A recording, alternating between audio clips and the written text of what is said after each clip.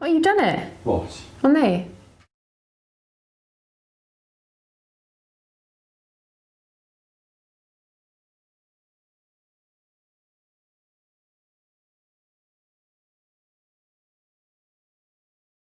I just turned you on there so your mic was on.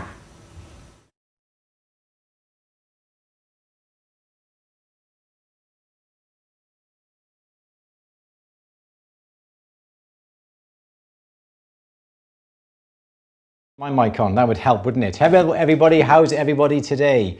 Yeah, you may have heard a bit of a interruption there on the microphones. Yes, so good afternoon. 1st of July today, Louise. 1st of July. Pinch punch, first of the month. You're going to have to turn off your sound. Of course, yeah, apologies. So, good afternoon everybody. You'll notice the addition of... I would like you all to give Andrew a round of applause, please. Thank you very much. He has finally got his whiteboard up. How long has it taken you? I don't think how long has it taken me. How long has it taken you? It's taken me, oh gosh, month? 6 weeks. Think so? I would think about 6 weeks. I think so. Right, anyway, there's enough of that. Enough of that cheeky comments. Right, everybody, can you... Oh my gosh, you have your whiteboard up. I do. As usual, we've got a little bit of lag going on with the old stream. I have complained to my broadband provider and I have a man coming out to see me on Monday. It's a man. You're right, I don't know it's a man. I have a person coming out on Monday to check my connections, to check my wiring and to see, because I'm only getting 7 meg up and I should be getting 12 meg up. So I don't know.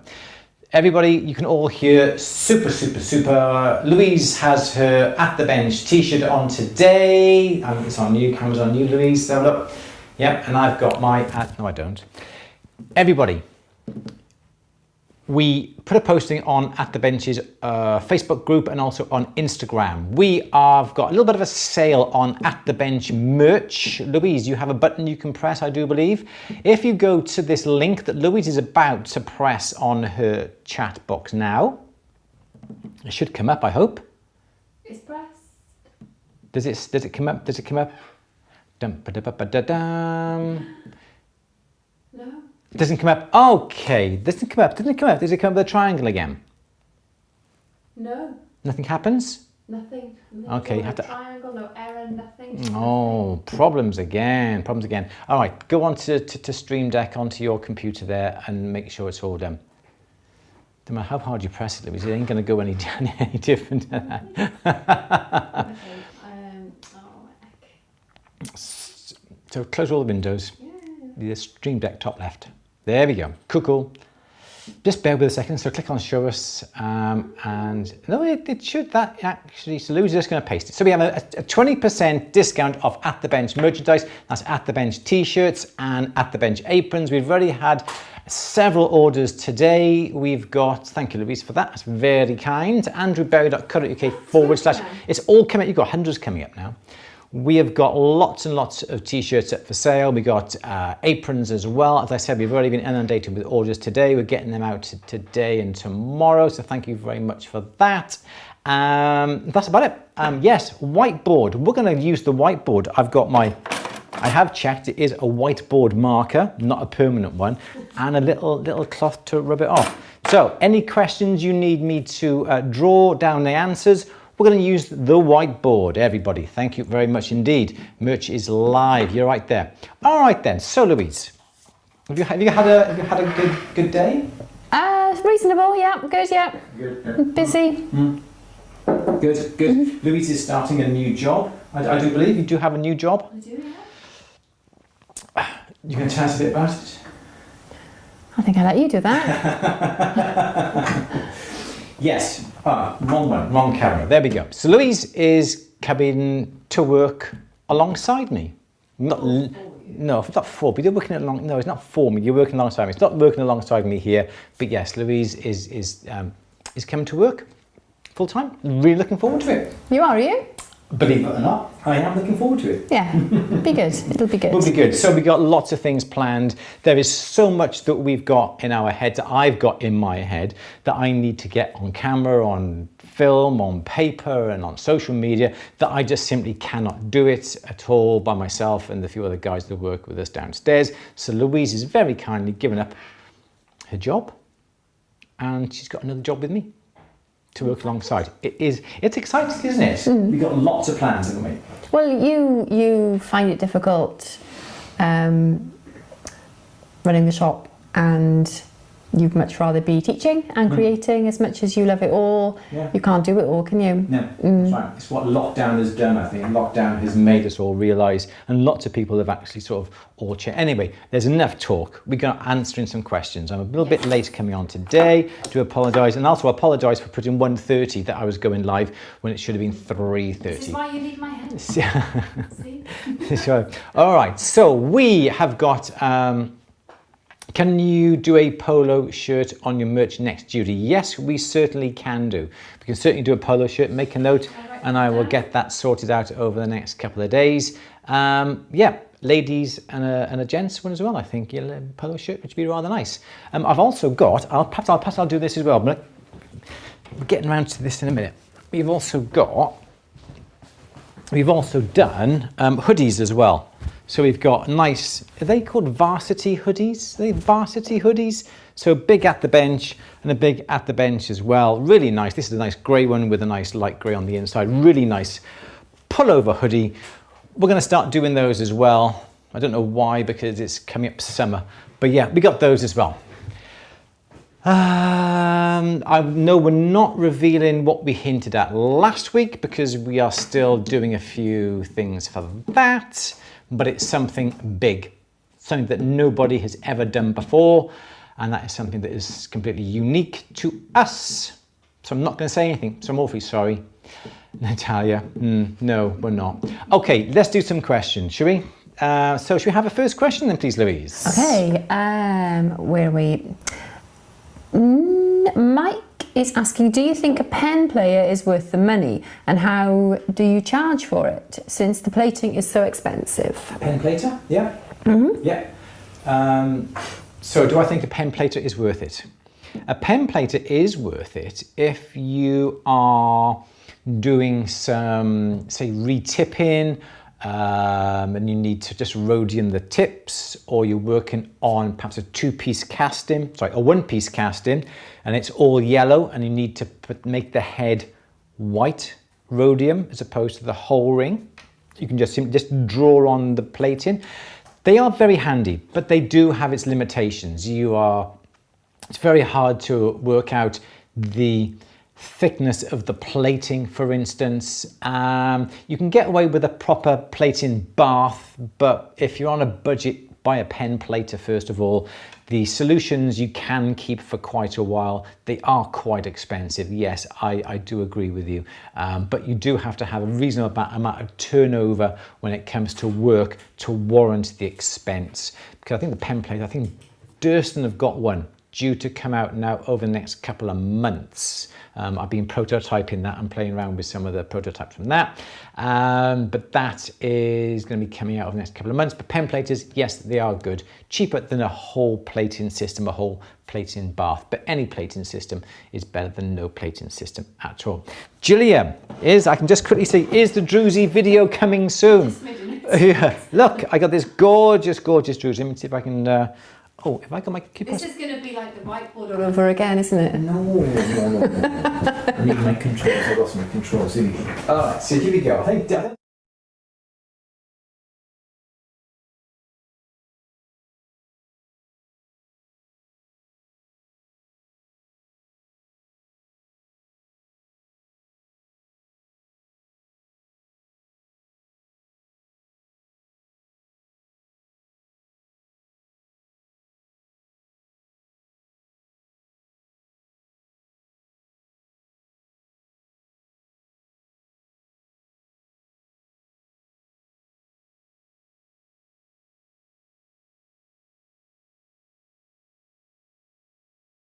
I fully support that suggestion.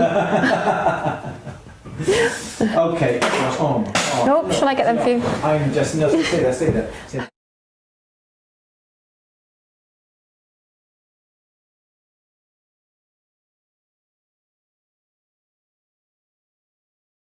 Okay then, Louise, next question. Oh, hang on, we've lost the sound. We have lost the sound. You could be back on you now. I think you lost the sound on me. You have the sound. You're okay. It's my fault. Okay. Yeah, my fault. Yeah, we're okay. Can we hear? Yeah. Yeah. Lost audio. Audio gone. Completely? It's only just when then. No sound. Yes, we have. Cough. Thank you. Yep. Oh, we're back. Okay. Yeah, go on. Cool. Doing the pen plate, we've done that one. Do you recommend, this is Amanda, do you recommend strip solder cut into pallions or wire solder? If you don't have a rolling mill, do you have to hammer the strip solder to half its thickness? Wire solder, I've never really used wire solder. Wire solder is great if you're stick feeding when you come to solder. What I would do is simply buy this. This is the strip solder that you can buy. Watch this. This is the hard. You can get medium and easy. And what I would do is, if you don't have a rolling mill, just hammer it. Just get yourself a little bit of a steel block, or use the edge of your vise here, and just get a steel hammer. Excuse me, and just hammer it flat and hammer it a little bit thinner. Make life easier when it comes to cut it. So yeah, that's what I would do. Is that the answer? What was the answer? Do I buy strip or wire? Yeah, strip solder is best rather than wire. But if you have wire, you can still hammer the wire nice and thin and then cut your little pallions off it. So it doesn't really matter which one, to be honest. So I would always buy strip solder. I find it's the easiest, to be honest. Okay. Okay. Tanya is asking the best place to buy gemstones, please. Oh gosh, there are lots and lots of places out there. Does Jodie do sell? Does Jodie sell? I don't know. Actually, lovely Drew, see? I don't know. Perhaps Jodie does. I'm not quite sure. But we do have our friends at Kerno Craft. Yeah. Kerno Craft do sell some nice gemstones. Or the other company that you can go to, I'm not quite sure how they are. I know they deal with trade. I'm going to use my whiteboard for this because the company that we deal with is called AE Ward. Can you see that? Okay, AE Ward. I can zoom in on that. There we go. How about that? AE Ward, and they are in London.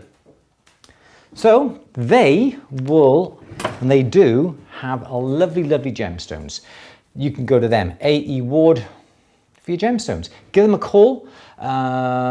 Say that Andrew Berry recommended them to you, and see what they can do for you. But they're they're pretty good. AE Ward. But there's lots of companies out there. You can search on the internet for companies, but they're a company. Oh, it's that way, isn't it? But they're a company that I do recommend. So next question then, please, Louise. Okay. Oh yeah, Orpha. I did reply to Orpha about the question on Durston. Okay. For lost wax casting, what is the most used diameters of the sprues between the model and main sprue? Should I have 1.5 mil, 2.5 mil, 3.5 mil, and 4.5 mil? What do you suggest? Obviously, the central sprue that comes up from the rubber base is normally pretty thick. I think that's in the region of about 4 to 5 millimeters, at least 6 millimeters in diameter, because it's important to get the metal shooting through the tree and getting out into the masters, the models, the spaces as fast as possible. You can go down to, I think I've got some, what's mine? Mine's about 3 millimeter. Bear with a minute. Let me just go and get the wax that I've got and I will measure. But any questions you want to ask Louise about gemstones, you're more than welcome to ask in the chat.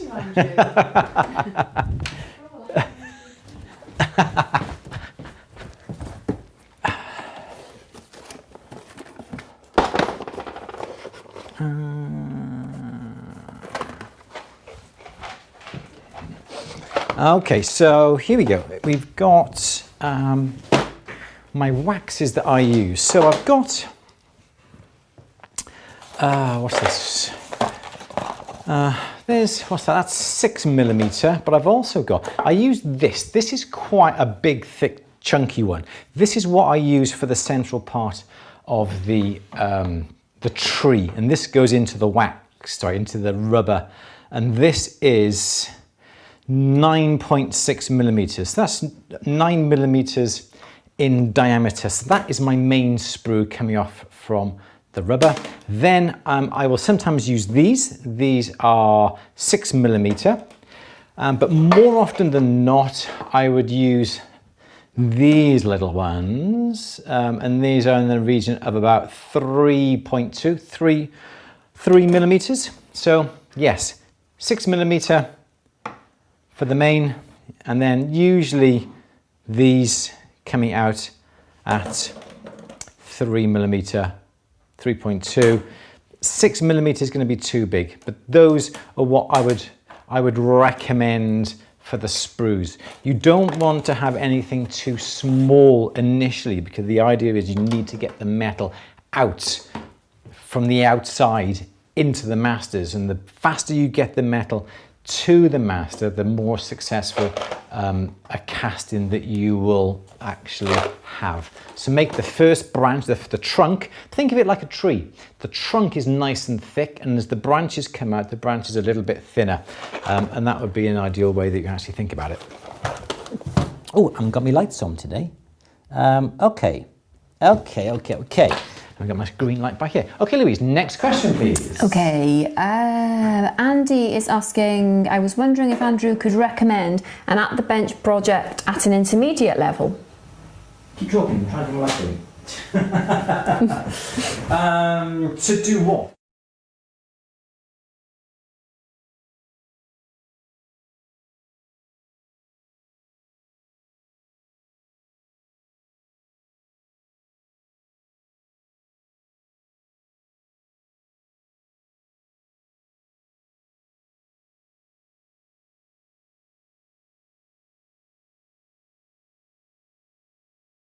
Sounds, there we go. Start again. You haven't said what sort of project you want to do. So if it comes to rings, we got some setting, we got some nice micro pave work on there with some leaves. If you want to do some casting, any of the casting projects are ideal. Delft clay casting is absolutely brilliant. Just multiple component pieces, some setting, making your own settings, making your own shanks, those sort of intermediates. But if you say exactly what you want, I can certainly point you in the right direction, or direct message me. There is sound now. I didn't put my sound back on, sorry. You got sound. All right, I did forget to push my button, but we're all back. So you should know now. Okay, I'm a bit flustered today, actually. I do seem a bit, I was rushing to get everything sorted out here. I was a little bit late coming around today, and they were chatting to me downstairs, so I'm a little bit flustered today. So, do you want me to ring downstairs and ask Jason to make you a nice cup of... No, I got no, I got one. But that's very kind, thank you, very kind. Next question then, please, Louise. We've done that one. After using Tripoli and Rouge, what would you use to clean the polish off? If soapy water, can this be washing up liquid? It can. Ideally, I would use an ultrasonic. That is the best way to remove all the polish, because it gets rid of all the polish from all the nooks and crannies. Failing that, a nice little bit of sort of concentrated washing up liquid in some warm water, that would be just as good. Or you could even get a small little litre bottle of ultrasonic fluid and just simply use that with some warm water as well, and whatever's in the ultrasonic fluid will actually not disintegrate. What's it when it just gets rid of all the grease? It gets rid of all the grease anyway. So something like that. But washing up liquid is a good substitute, but the ultrasonic fluid would be the best. So grab yourself a small little litre container and use that. Did you have your wine before the question? Yeah. No, I haven't. Yeah, we haven't. We're going to have our bottle of wine when we go home, though, in the summer house. It's looking nice out there. The sun's coming out. We're going to have a nice afternoon. Yes. Okay. Next question, please. Right. Andy Scott has recommended an ultrasonic, if you can afford one. Takes the effort out of cleaning by hand, and they're not expensive either. One off eBay. I would get one with a heater. It's always good to have the ultrasonic fluid in the region of 30-40 degrees centigrade. It works a lot better. You can buy some reasonable ones. If you find you're going to keep using it all the time, well then I would then buy perhaps a bit more of a heavy duty one. But if it's for occasional use, yeah, absolutely, a little basic one. Make sure there's a heater in it. And perhaps a little timer on it as well, so you can time it. Yeah, how about a spot of tea? Nice, thank you, Mike. Next question. Alma has made the mistake of using her crucible new. Now I have a ball of flux and fine silver. Do you have any tips on how to separate the flux from the silver? The best thing is just to heat it up. That'd be the best thing, just going to melt it again. So if, just heat it up. The borax or the flux will just become all molten and should just flow off the silver. Put it back into your crucible. I think, did she say did she prepare the crucible? Do you know if the crucible was prepared? No? It doesn't say. Okay, so yeah, you prepare your crucible first. Don't put any metal in it. You get your brand new crucible, you sprinkle borax or sprinkle some flux over it, heat it up to nice red heat so the flux melts and coats all that rough crucible so you get a nice glaze on the inside. Then you can put your silver or your gold into it, and then you can use it with no problems at all.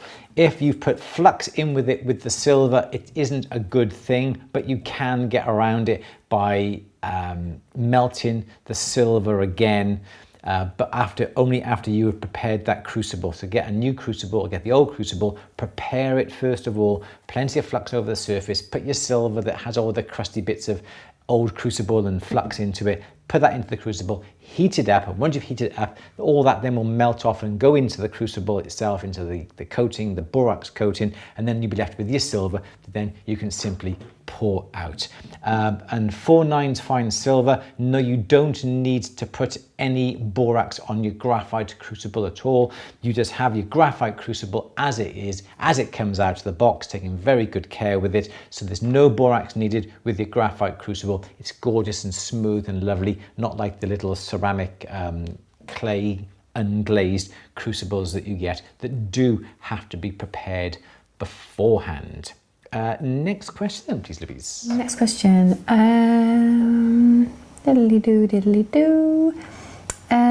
Sorry, I've lost my place now because I went back to the crucible question. Okay. LaJade is asking, can you please tell me what solder you would use if you want to join 9 carat gold and sterling silver to make a 2-tone wedding ring? It doesn't really matter too much. So I guess perhaps you want to make them side by side. So perhaps you'd have silver and you'd want to have gold. It doesn't really matter. I think I would err on the silver side of things because it's going to be cheaper for you. And you can actually see the silver when it's perhaps on top of the gold, and you can file off the solder. So I would use silver solder. But then when you do then come to have it hallmarked, it'll be hallmarked as a mixed metal. So you have to take care with that. But yes, I would use silver because it's going to be cheaper for you to do so. Also, can I just see, author, you want to plan to author? Yeah, okay, so email me. That'd be the best thing to do.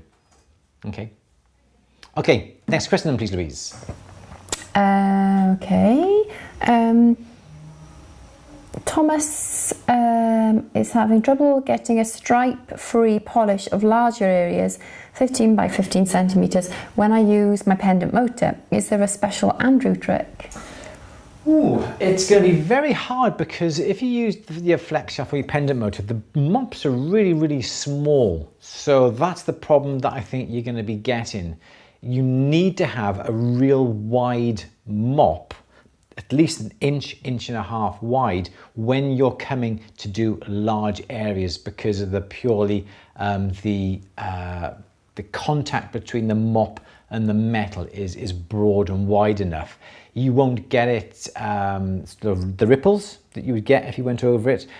The best thing I think would be to perhaps get it to a reasonable standard, and then perhaps get a nice really soft cloth and use the cloth to go over and polish. I think that may be a better way of doing it.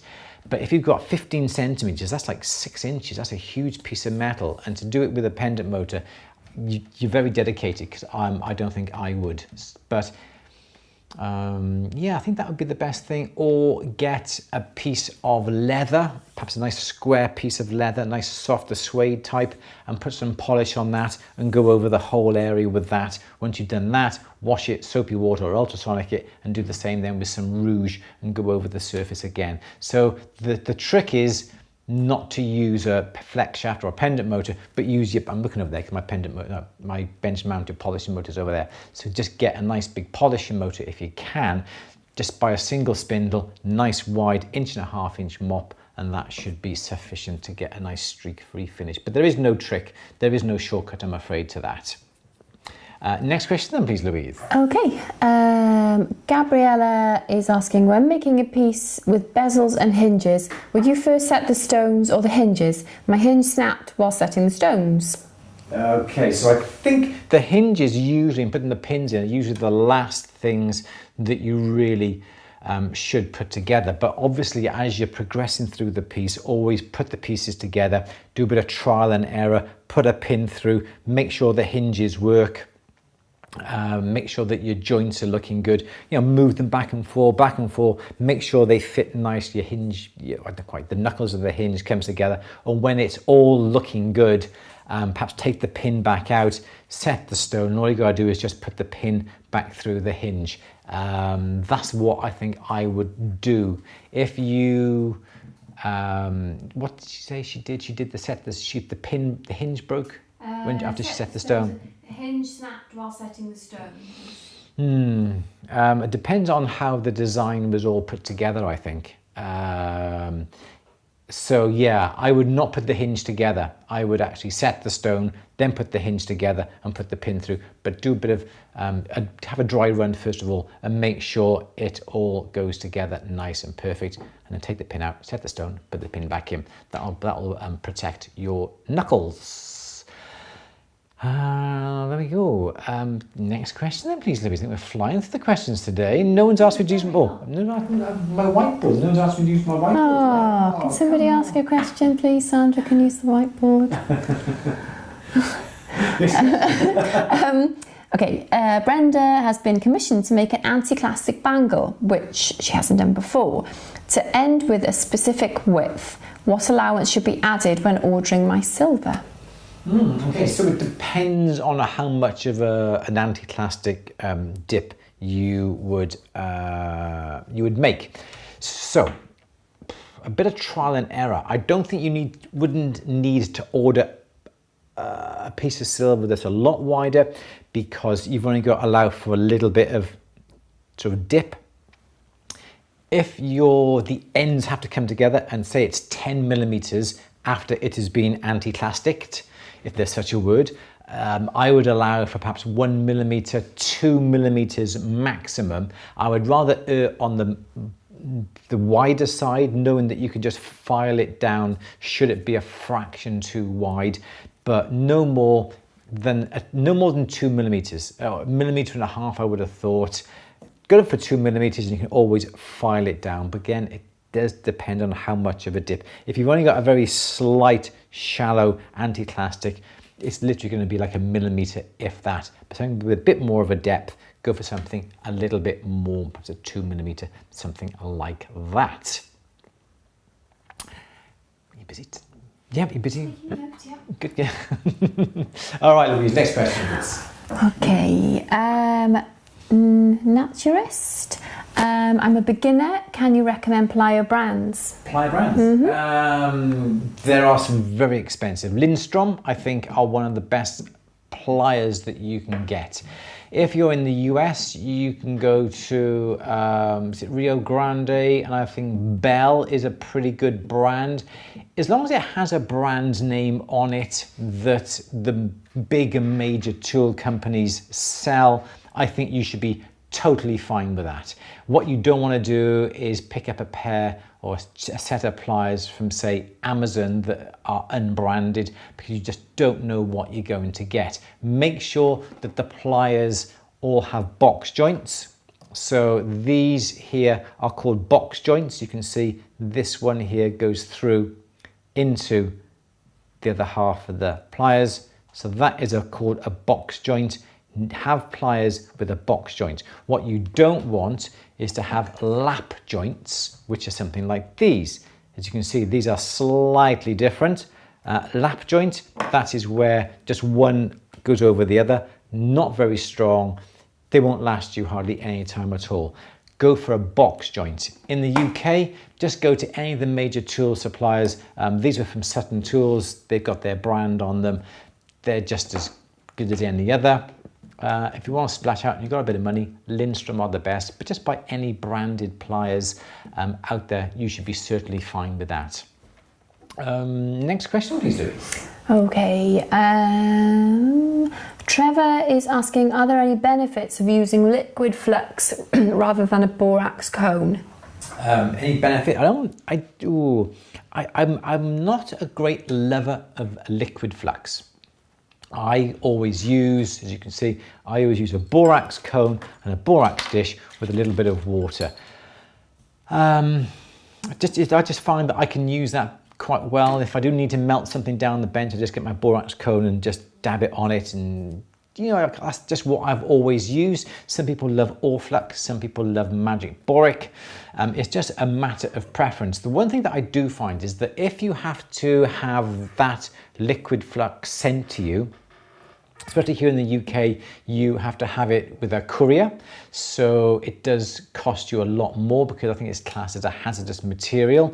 The little borax cones are pretty cheap, and they do come to you through a normal post. So that'd be my argument. A borax cone comes to the post, nice and cheap. Anything more than that, magic boric or flux, has to be sent by courier because they do class it as a dangerous substance for some reason, I don't know. Very, very strange, very strange. One thing before we go any further, I have forgotten the At The Bench half price membership. I haven't. Haven't you? I already posted it up. Have you? And before I did it just then. It was supposed to end yesterday, 30th of June. I have completely forgotten all about it. So if you want half price membership to At The Bench, normally £180 a year, but you can grab it for £90 a year. I've extended it for one more week. Just use the coupon code LOCKDOWN. Go to atthebench.com/subscribe, or just go to At The Bench and just click the subscribe little button and put the coupon code LOCKDOWN. How long are these coupon codes valid for, please, Andrew? The coupon codes for At The Bench, you got one more week. I've extended that by a week. And then also for the merchandise, it's on for 1 week. So this time next week, it expires. You're right there. My finger got a bit excited and I You're spamming. What say? You're flaming, but it's not flaming, is it? What do you say? Jasmine laughed when we said. Oh, it doesn't matter. Anyway. Jasmine laughs, it doesn't freak me. The stupid things we get wrong.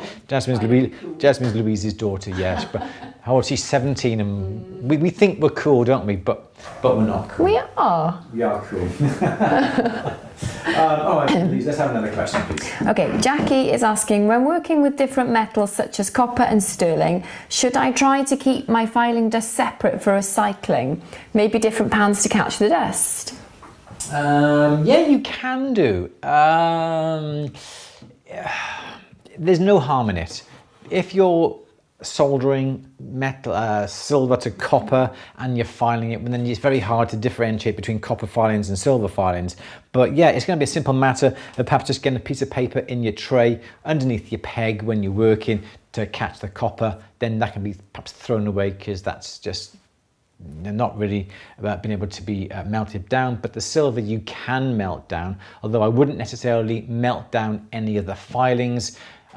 People say you can and people do it, but I don't, because there's normally some impurities in it. There's some steel bits, although you can use a magnet to get those steel bits out. I would always send my lemel, my filings, off to the refiners, but just keep those little solid metal bits. So yeah, there's no harm in starting early and keeping all your metals separate. It does help as you progress and you're using gold to keep gold separate from the silver, because if you have to have your lemel refined and you've got silver and gold in it, they do charge you a little bit more because you've actually mixed the metals. So keep them separate right at the start, separate containers, and you should be having no problems at all when you come to send them off to the refiners.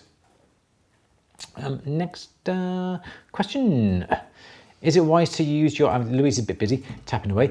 Is it wise to use your flex shaft as a mini lathe? Yes, you can do. You can get a little holder that you can get, perhaps a Jacobs number 30 handpiece. You can get that. I know I'm jumping the gun here because perhaps that's quite a late question, so I do apologise. I've got a handpiece here somewhere. There we go. You've got this, which is a Jacobs number 30 handpiece. So you can use that with a little device that will slot into, and if you've got a Benchmate system, the Benchmate would sit here. This goes through the where the handpiece goes, and you can use it as a mini lathe, although I would only use it as a mini lathe when it comes to wax. When you come to perhaps using metal, you can't really turn metal on it. It's not really powerful enough, but it's an ideal setup for turning wax. So yes, you can. Next question, please, Louise. Okay, Leslie has been asked to set a 12mm gemstone bead as a pendant. They don't like the idea of me using a head pin with a loop at the top. Is there another way I can set it, please? I suppose yes, you can. You can, instead of a head bead that has a little round ball on the end, why not put that into your vise and planish the top and to flatten? Oh, I can use my whiteboard for this. I've lost my pen now, Lou. Where's my pen gone? Ah, I got it. It's okay. Is this the first time you've marked the whiteboard? No, I did A.E. Ward by there, didn't I? And I rubbed it off. I did, yeah. So, yeah, your head bead is going to be like that. So then what you would do, you would hammer that flat, like that. So your head bead then would be flat, like that, if you can all see. And then your bead then would be down here, in this place here. So you'd have your bead with a little bit of metal then on the bottom of it, so it doesn't stick out too far. And I think that would be quite a good way of doing it. That it wouldn't stick out of the bead an awful long way. Or what you could do is just simply glue, although the glue was likely to come undone, glue the wire into the bead. But I think that would be the best way, would be, yes, to get your vise like this, put the head bead in it, and then hammer this down with a nice ball peen hammer to flatten that, as you can see there. And then it won't stick out too far. There we go. Whiteboard used, second time, good. Next question, please, Louise. Totally worth the money. Totally worth it. Yeah. Okay. How to get satin, milky, almost white colour on sterling silver texture? I know one jewellery brand that makes such jewellery. The best way to do that would be to impart a matte finish to start off with, and then perhaps you can heat it up and quench it in the acid. In the safety pickle, that would get a nice white finish on it. What I did the other day, let me have a look, see if I can got it on here. I've done this. This is quite, but it only really works on a ring sort of, as you can see here. Just getting a little bit closer for you to see this one. If I can go any closer with this camera. Can I go any closer with this camera? Nope, that's as close as I can go. I've had this ring, and this was a really, really highly polished ring. And you can see now it's got a real matte finish on that. And what I did was I simply got too many drawers here, really, really coarse emery paper, and I rolled the ring. I put the ring on the mandrel like that, and I simply pushed that down into the emery paper. And because of the texture of the grit on the emery paper, this is 60 grit, it imparted the grit into the finish of the surface, and it's completely matte. There's no life coming from that whatsoever. You could do that, or what you could do is to get the satin mops like these, like those there, or we can use these little rotary. Now these are really good for a nice frosted matte finish. They go in your flex shaft, as you can see, and as that comes round, it'll actually hit the metal and the pins will produce a nice satin finish. And you can get them in various sizes and also various thickness pins as well. Thin pins are going to produce a finer surface. Thicker pins are going to produce a little bit more of a coarse surface. They're really, really good. But if you want it truly matte, a sandblasted finish would be the best thing. And another little trick that you do if you don't have a sandblaster is to get some sandblasting beads. Then what you do, you have like a big Tupperware container or a big plastic box.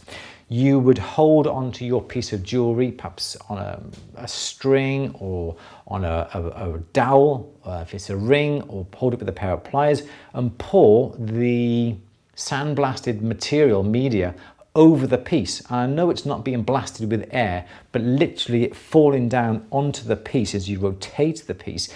That will produce a nice matte finish as well, albeit not as good as a proper sandblasted finish, but with the media coming down, hitting the piece, that will produce a nice matte finish. Never tried it, but I really do want to try that.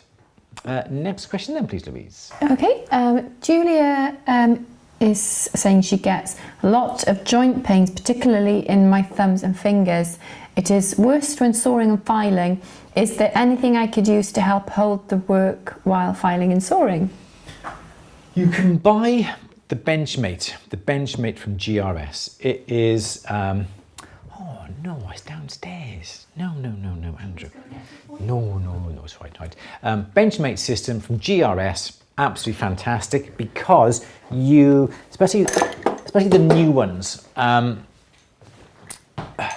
because you can get various attachments to go into the GRS. So what you'd have to have is the dovetail plate that goes on the edge of your bench. The Benchmate then would simply slot on in place of the peg, and you've got all these different devices that you can use to hold onto your work. So you've got like a pin vise here. You can put the rings on these attachments here and here. You then can get a piece of wood and you can put some pins in to fasten the piece onto here. So then you've got both hands free. You don't have to hold on to it. Another way of doing that would be to get yourself a ring clamp as well. Something like that then perhaps you could put the piece in that would really hold it. Or you could get yourself some jet set or some thermolock. We do sell it on our andrewberry.co.uk/shop. Some thermolock where you heat it up with some warm water, and then you can mold that around the piece that you want to hold on to. Then you can put that, whilst it's still sort of molten, flexible, in your ring clamp, and when it hardens, it holds on to the piece, so you don't have to hold on with your fingers and so forth. But there are lots of ways that you can adapt things, but thermolock or jet set is brilliant because you put it in some hot water, it comes out and it's slightly like plasticine. You get your piece, you put it into the thermolock, and then as the thermolock cools down, it becomes harder, so you can hold on to the thermolock in your hand, as I said, or put it into your ring clamp, especially if you've got some very, very small little details that you've got to file. Sawing, you can get yourself a pair of, what's it called? Like a monkey wrench, the closing, gripping pliers. You can then protect the jaws, that you could clamp it up onto the peg. That would be another way whilst you sawed. Anything that would help you that way.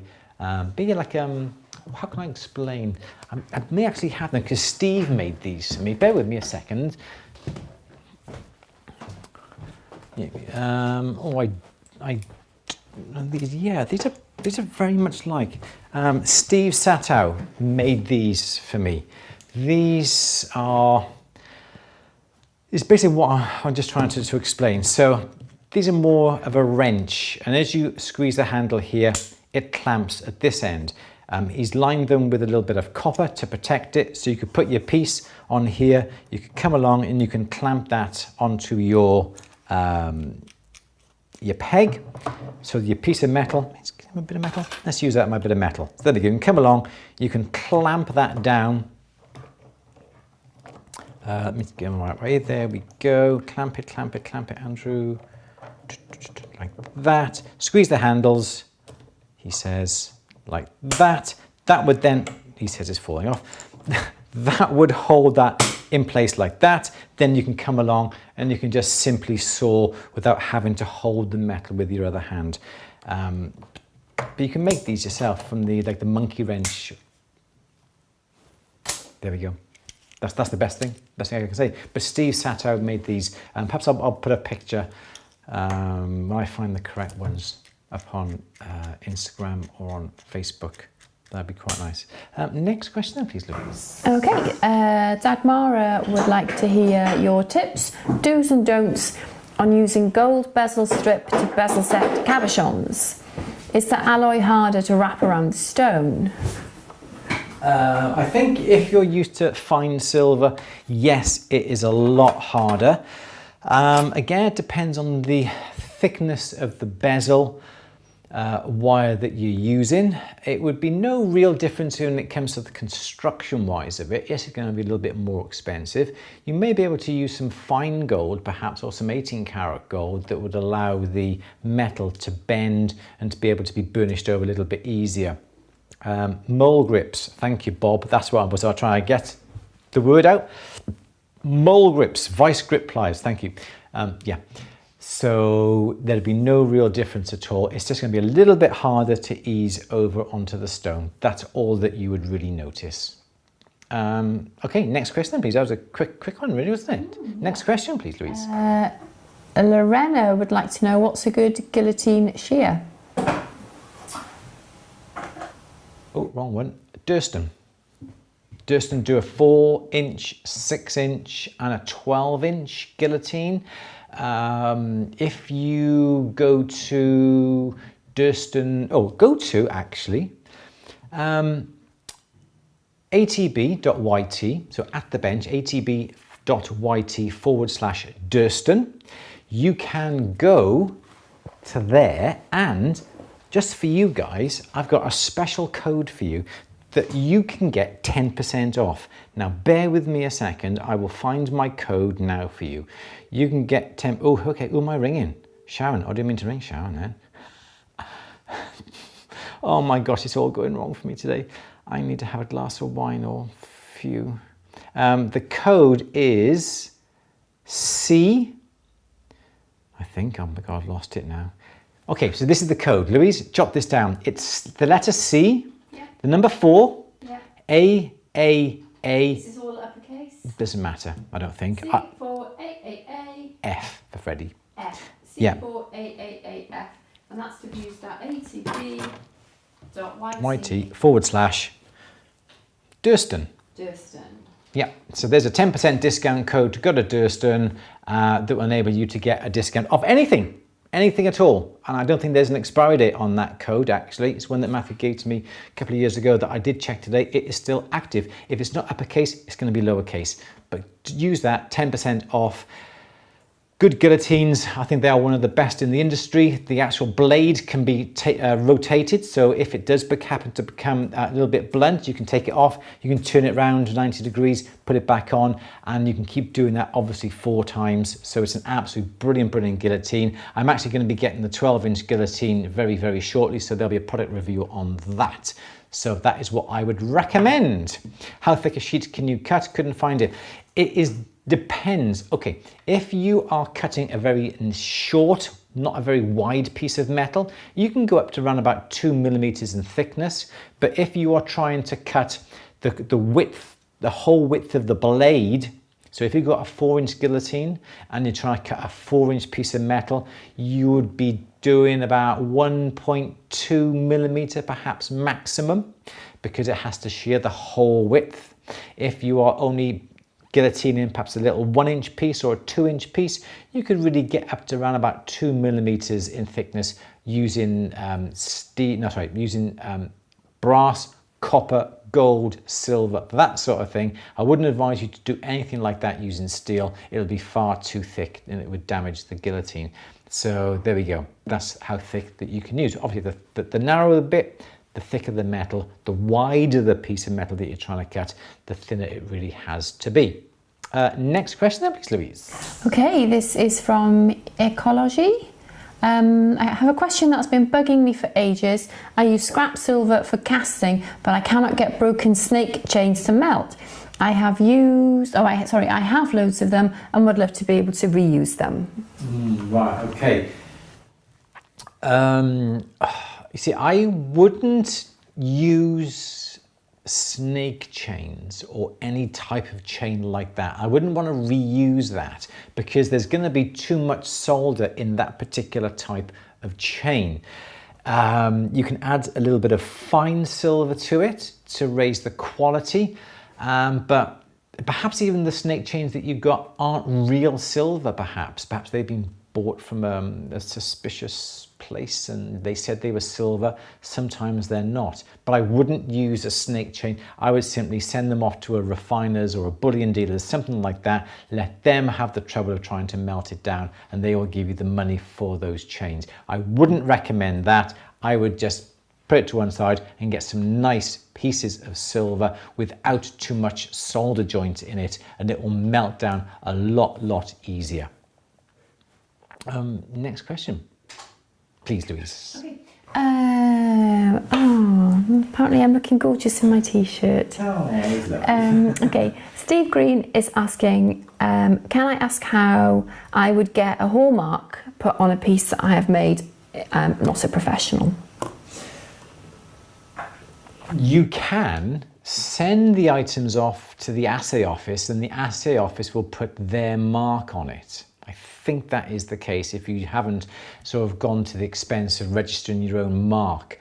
I presume that this person's in the UK. So approach the London assay office, the Edinburgh assay office or the Birmingham assay office and ask them. I'm sure that they will offer you that service. You send the piece up to them, they'll obviously test it. If it is the correct metal that you say it is, then they should then put their assay mark on it. I'm sure, I think I remember seeing it somewhere. That is what a few people have done because they obviously don't have enough turnover on stock, and it is pretty costly to get an assay mark registered in your name. But it is awesome to see your initials put on a piece of jewellery. I must admit, when I had mine done first, well over 30 years ago, it's absolutely amazing to see your actual initials. And the best thing about it is that piece of jewellery will have, sorry, I just spat them, getting too excited now. And the best thing about it is, the best thing about it is that piece of jewellery will have your initials.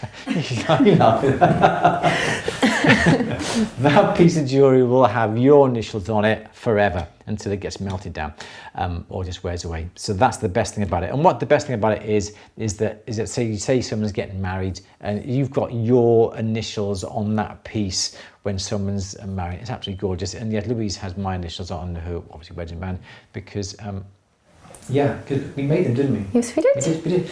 Excellent. Nice question. Next question, please. And if I'm wrong, just tell me, and I won't recommend that again. But I'm sure that is the case. The assay office will put their own mark on it. Next question, then, please, Louise. How much would they charge? No, this is the thing. It's quite inexpensive to actually have the mark stamped on the piece. The expensive part is the postage, and their assay in charge on testing the metal, but it only costs like 15 or 20 pence to put a stamp on it. Wow. So it's very cost effective to send up loads of pieces, because they just charge you to assay it first, and then a stamp then charge for every piece, as opposed to just sending 1 or 2 pieces up. And I think that's why we try and get as many pieces as we can when we melt down gold. We don't send off the piece if the customer wants it done straight away. We will save up the pieces and then we will send them off in one batch. It's far more cost effective for us to do that rather than send one item off at a time. Next question, how much would they charge? Don't know what the charge is. I think if we send off 1 item to the assay office and we have our own punches, the postage there, say £7 there, they charge about 8 or 9 to post it back. So that's £15 straight away.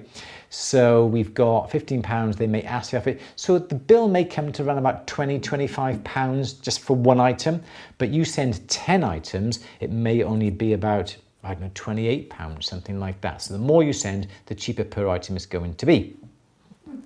I think Dima would like to see my wedding. Go on then, just show them the wedding. It's just nice, simple, plain. I haven't worn my engagement ring for weeks because constantly washing hands and soap and hand sanitizer. Yes. So it's just safer. Yeah. You take it off and I'll get up a bit closer to the camera. No, because they'll see how dirty it is. It is, that's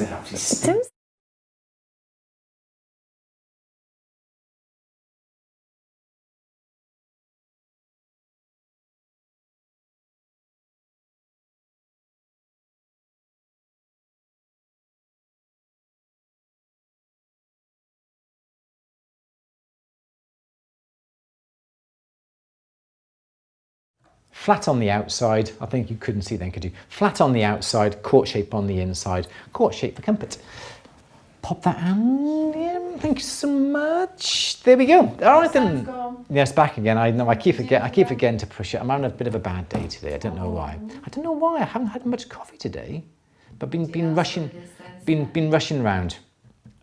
Is the maker's marked for copyright purposes, or is there a different reason? It's just so there's a record of who has made it at the end of the day. That's all it really is. In other countries, it doesn't have to have a maker's mark or anything like that. You just have to have the number put on that tells you what metal it is. But here in the UK, it's a tradition. It's a law that's been going on since around about the 1500s, I think. It's back on now. 1500s, I think. We're the only country in the world that has this type of hallmarking system, and it just gives the customer, the public, the satisfaction and the guarantee that that piece is exactly what it is. Nowadays, you don't have to have the date letter put on. That's now an optional extra that, again, yes, they charge you. But I always have the date letter put on because it's always nice, you know, in 50 years' time, 100 years' time, 200 years' time, they have a piece and they look and they go, oh, let's have a look at this, AVB. Oh, yes, that was made by this gentleman by the name of Andrew Berry. Oh, it's got his date letter on there. So, yes, we know when that was made. That was made in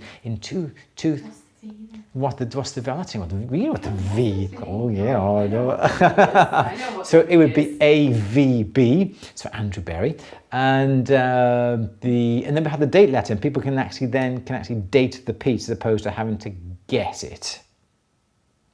What's my middle name, Louise? Oh, Vladimir. Victor Vladimir. Competition. What is my middle name? Go on. So whoever, just come on, you just put down my middle name in the chat. See if anyone knows it. It's not Vladimir. It's not Veruca.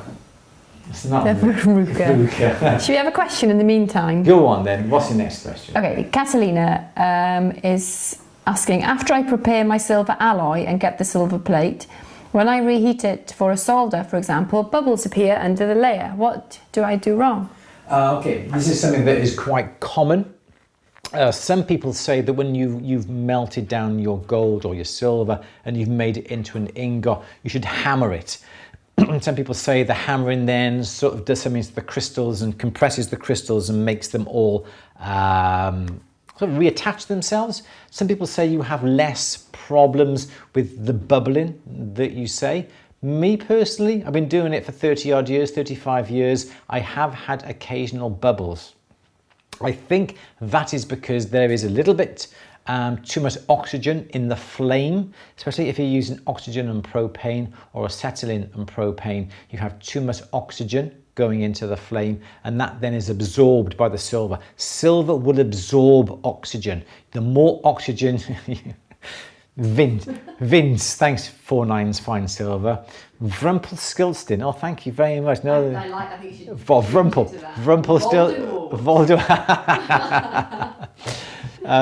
So I think, do I look like a Voldemort? Really? I'm not saying anything. Vaughan, oh, I never like a Vaughan. Violet, oh, thanks, Claire. Very nice. So people will hammer the ingot. Other people don't necessarily. I've never hammered it. I just simply start to roll it out. Frequent annealing. Don't have too much oxygen on the piece itself, and also perhaps don't really heat it that much as well. You don't need to take up that silver to a huge high temperature. It'll just keep absorbing the oxygen to keep the amount of oxygen in the flame quite low, and the silver won't absorb it. I suppose it's something like an aero bar, isn't it, or a whisper bar that looks solid from the outside, but there's actually little pockets of gases inside. You heat up the silver, the gases escape, got nowhere to go to, so it just pushes up the silver. So that would be the reason why. You think Victor, Karen, why is Victor the most appropriate? I don't understand. What are riffler files used for? They're files that are slightly curved on the ends, just for going around curved surfaces, the bottoms of posts, curved little areas to get a file in there. Perhaps a bird doesn't get in there, perhaps a buff stick doesn't get in there, or a wheel, but a riffler file, you can get it in there, and you can use the riffler file because they're curved in different shapes on the end, like a needle file, but just curved. Vlad the Impaler. Well, I think we can carry on a bit longer. We started a bit later, didn't we? Vincent is a great guess. Van Gogh. But I should change my name, should I? Yeah. Next question then, please, Louise. Okay. Do you have 2 more questions? Go on then. 2 more questions. Go on then. Okay. What is your opinion of scissors versus sawing some pieces? And this is from Romy. Okay, so I would not necessarily use scissors or shears if I have to cut a nice long line. The problem when you use a shears or scissors, because of the cutting action, it will bend the piece that you're holding and then that you're cutting, like this here. If I just grab a piece of paper that I was using last week, and I shall try and show you on this. So here's my piece of metal. As I cut, okay, so what's happening? The piece on the top here is going to stay nice and flat. But as you're cutting, as this action is happening down here, it's actually pushing down, obviously the paper, as you can see, it's pushing the paper down. Now, if that was metal, it's pushing the metal down, and it's actually making that curl. Have I got anything I can quickly show you? Have I got anything in here I can show you? I can. So I've got a little bit of metal, a little bit of rectangular metal here. If I want to cut a piece off this, and I wanted to use a pair of shears, so this is what's going to happen. So I come along and I use my shears and I can cut. Okay, this is quite thick actually. This is. Let's hold it into a pair of pliers whilst I cut this just to show you. So I'm holding on with the parallels just to hold on to it. And as I cut along the top, in fact, the top is bending as well. So that is what is happening. You can see the metal is being pushed out of place, which isn't a good thing to do because your metal's all bent. If I wanted to cut a section off, use a guillotine, so that's going to produce a better cut, or I would then use a saw or piercing saw to cut, and I would not get that. I think that is really ugly if you have to cut a piece off a strip of metal or off a plate. The plate needs to be and stay nice and flat. That is just awful, you have to come along and you have to try and hammer that flat. And if they're short little pieces like that, when you try and hammer them, they'll never go straight. So that is the reason why I would always pierce a piece, cut a piece, or use a guillotine as opposed to using a pair of shears. But these are ideal if you're cutting little bits of solder. But forget about them if you want to cut a piece of metal or a thin little bit of metal like that. It just will not work. Next question then, please, Louise. Okay.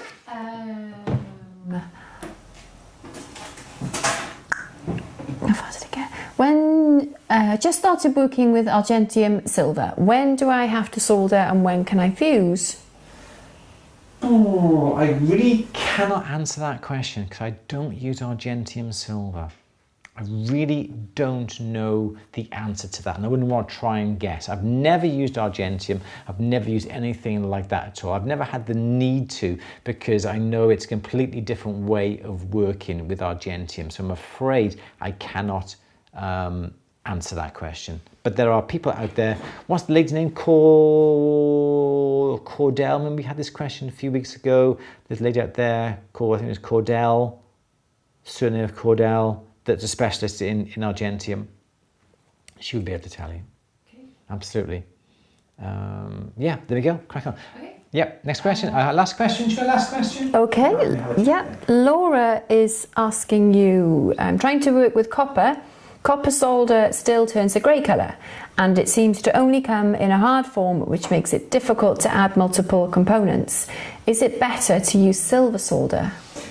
I think it's better to use silver solder, but you have to be very careful with the amount of silver solder you put it on. You don't want it flowing over the surface because you're going to have to get it off the surface. So I would always perhaps use a bit of a solder barrier, something like yellow ochre, stop out fluid, some Tipex to stop the solder flowing.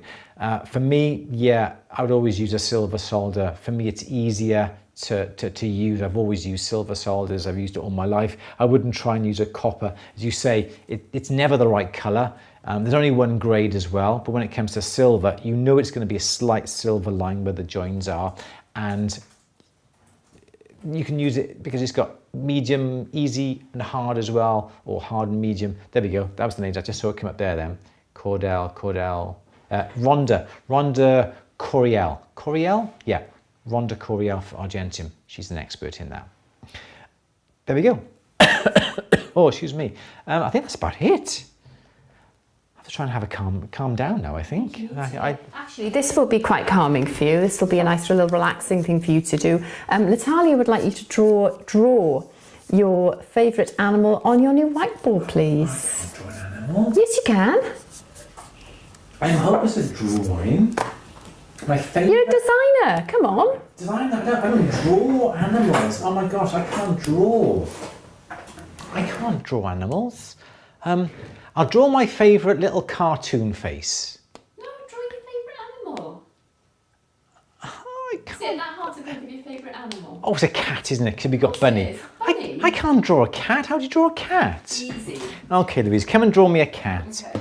So if it was me, I would draw a cat. I would draw a cat like this. What happened then? The lights go off, don't they? I don't know. I think I would draw a cat that got one pen, haven't you? Yeah, I would draw a cat that does this. That's very good, Andrew. Like that. And how does he go like this? And his whiskers. Oh, he's not very happy looking, is he? No, that's our cat. That does actually look like Bunny. And he's got fluffy ears, isn't he? He's got fluffy ears like that, and his whiskers. See, I would do it like this. Oh dear me. See, We can't see what you're doing. Smiley. Oh, smiley. Oh, there we go. Smiley. Okay. Yes, it'd be smiling. Yeah. Let's zoom in on this. Here we go. Actually, I think mine looks a bit like a rabbit, then. Oh no, a big jowly face. It's harder than you think. See, that's the beauty of a whiteboard. Oops. That's it. Okay, I think we're running out of time now. Yes. It's an udder. That's a cow. Is that the udders? No, it's his Oh, she's feeling. At least mine doesn't look miserable. Here we are. There we go. Is that better? There we go. Andrew's cat, Louise's cat. Which looks the best? All right. Sad cat. That was a sad cat. Right, okay. So, everybody, we, as it's appeared since 4 to 5 videos, I'm not quite sure what that was all about. A cow, yeah, it does look a cow, yeah. Look at it. It is like a cow, isn't it?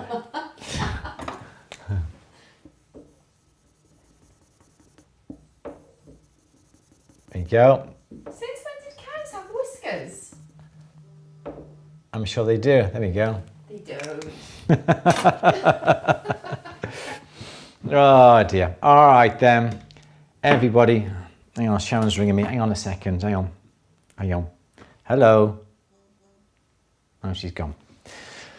Right, everybody. Thank you very much for joining us. Do we need to say anything else? I don't think so. And cat before wine, and Louise's cat is after. Yeah. Yeah. We've said, as I said. Okay. So at the bench merchandise 20% off. Use the coupon code show us. Louise, pop that button on your Stream Deck. Go to atthebench or atb.yt/merch or andrewberry.co.uk/short. Use the coupon code show us, because we want you to show us your At the Bench merch. I'll come back to that in a second, Judy. I might have to use the board. Come on, use the board. What is my middle name? Do you want to write it down here so people can see it now? Let's get full use out of the whiteboard. There we go. My middle name is Vincent. Blame my father. There we go. Excellent. V is for Vincent. There we go. So yeah, so merch and also half price At the Bench membership. Use the coupon code lockdown. Go to atthebench.com. Go to subscribe. Put the coupon code lockdown. You get the membership half price for £90 instead of £180. You've only got 1 week left. So if you're watching this before the 8th of July, you can get your membership for At the Bench for half price. If it's after the 8th of July, sorry about that. Anything else we need to have a look at on the chat there, Louise? Quickly. Thank you everybody for answering some questions that have been put on there as well. Really do appreciate it. That beautiful songs called Vincent, no shame there. Yeah, I know. There we go. So I would like you to get some questions for Louise for next week. What? Because Louise has obviously passed her AJP, her gemstone. She's done a gemstone, diamond and jewellery essentials, I think. So I think everyone loved the answer that you gave last week to the what stones can you put in the ultrasonic? I'll help you out. It's okay. I'll help you out. You're all right. She's not very happy, is she? V is for very good artist, Andrew. No, I don't think so. I think mine is absolutely awful. Check for the sound. Do I have a sound problem? No, I think mine's okay. All right then, everybody. Thank you very much for joining us today. Hope you enjoyed a little bit of a chit chat and the messing about on the whiteboard. Just got to get the use out of it, haven't we? That's about it. Game of Pictionary later. Game of Pictionary. We're often going to have another glass of wine, I think, a little bottle of wine in the summer house. We got to, obviously we have world domination still that we're planning. We got this an absolute amazing project that we're working on at the moment. I'm not going to say anything. I'm just building the hype up because I think it's going to be an absolutely amazing project, better than anything that is out there in the whole wide world. You'll get carried away. It's going to be about a fortnight. Thank you everybody for joining us today. Thank you all very much indeed. That's my stomach. My stomach is rumbling. I am starving. I've had no lunch. So perhaps that's the reason why I'm a bit jittery. Perhaps I've had no lunch. Why haven't you had I've been editing. I've been filming this You morning. always make time for your lunch. I know I should, but I've been editing. Why'd you get grumpy? Nothing new there then, is it really? Thank you all for coming and joining us today. Do appreciate it. So when do we find out? It's Andrew. It's going to be in a couple of weeks' time. We're still in the process of putting it all together. And now Louise is working alongside me. We'll have more time to put together the content. Thank you. Stop teasing you. Drewsies, yes, I had to do my project for Drewsies. I will be having more time. We're not on lockdown, but we have a little bit more time now to do a few bits and pieces. Judy, you did ask a question a little bit earlier, wasn't it, Judy? It wasn't Victor Vladimir. What was it? It was something, I can't remember what it was. Can you just scroll back a second, Louise, just a little bit? I know Judy asked us something. Oh, we got to do the polo shirts without the bench on. Do you know what we still need to do as well, and we keep forgetting about? What's that? The shell from the 12-hour, and we still have to finish that. Where's the shell? It is still here. There it is there. There it is there. Yeah, we still have the shell, don't we? We still have the shell to put together from the 12-hour. We still haven't got round to doing this. This was the shell that we cast live on our 12-hour live stream. We still haven't done anything with that, so perhaps I'll get Louise to do something with that. That's it. That's all we got time for. Join us again next week. 3:30 next week? Yeah, 3:30 on Wednesday. We will be having to change these questions and answers onto a Tuesday. Yeah, because Louise now is going to be working here, and on a Wednesday, because due to staffing, we have to change it to a Monday or a Tuesday. So we'll let you know in plenty of time. That's not going to be until August, beginning of August. We're going to be changing it to a Monday or a Tuesday. So just let us know whether you want it to be on a Monday or a Tuesday. Maybe we could do a poll. We could. We could do a poll to see what suits people. Yes, a Monday or a Tuesday, Happy, won't it? Yeah.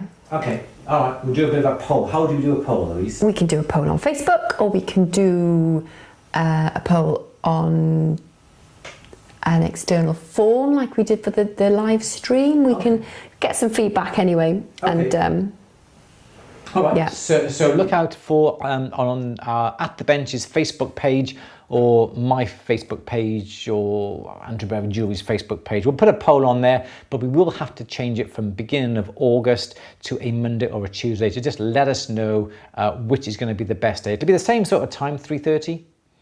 Yeah. Any time. That's the thing, really. I suppose is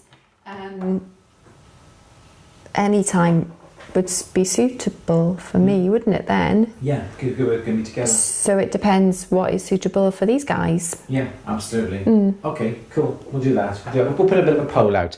Why does your silver turn copper when it goes into the pickle solution? It's because your pickle has been contaminated with copper. You put some steel or iron into that pickle that is, have actually ruined the pickle. You can change the pickle by putting some peroxide into it, and that will get rid of all the copper that's in it. But that's the reason why your silver is changing to a copper colour.